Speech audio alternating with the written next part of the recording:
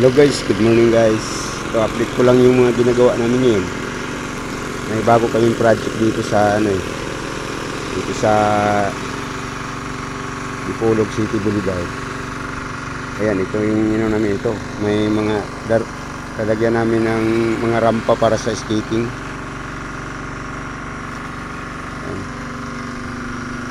Ayan, dito sa dulo, may para sa soccer dyan, tapos sa basketballan. Ito naman para sa skating ito.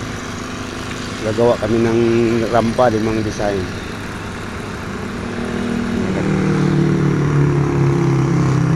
Ayan, naglalagay, babakuran muna namin para sa sipit, para hindi makapasok yung mga bata.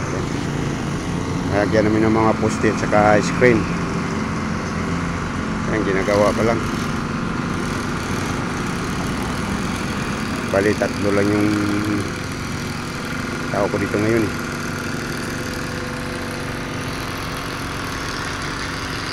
Ayan yung isa. Ang ganda rito. Tabing dagat Boulevard. Yan, ang ganda ng linaw ng dagat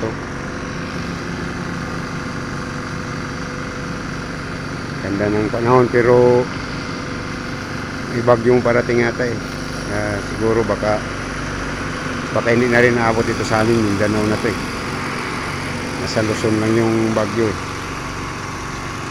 hanggang dito lang muna guys. Thank you for watching. Bye bye.